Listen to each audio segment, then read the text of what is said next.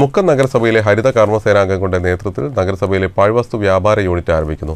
കേരള ഖരമാലിന്യ പരിപാലന പദ്ധതിയുടെ ഭാഗമായി ഹരിത കർമ്മസേനാംഗങ്ങളുടെ വരുമാന വർധനവ് ലക്ഷ്യമിട്ട് നടപ്പിലാക്കുന്ന സംരംഭകത്വ വികസന പദ്ധതി ഉൾപ്പെടുത്തിയാണ് 17,95,000 രൂപ ചെലവിൽ വ്യാപാര യൂണിറ്റ് ആരംഭിക്കുന്നത്.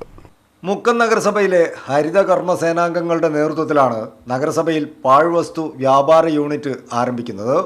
കേരള ഖരമാലിന്യ പരിപാലന പദ്ധതിയുടെ ഭാഗമായി ഹരിത കർമ്മസേനാംഗങ്ങളുടെ വരുമാന വർധനവ് ലക്ഷ്യമിട്ട് നടപ്പാക്കുന്ന സംരംഭകത്വ വികസന പദ്ധതിയിൽ ഉൾപ്പെടുത്തിയാണ് 17,95,000 രൂപ ചെലവിൽ വ്യാപാര യൂണിറ്റ് ആരംഭിക്കുന്നത്. പദ്ധതിക്കുള്ള സാങ്കേതിക സാമ്പത്തിക സഹായങ്ങൾ KSWMP ഉറപ്പുവരുത്തും.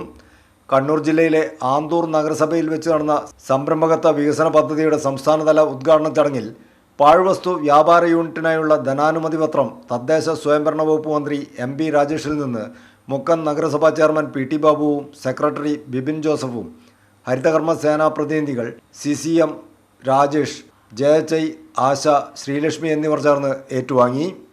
News bureau, Mukkam.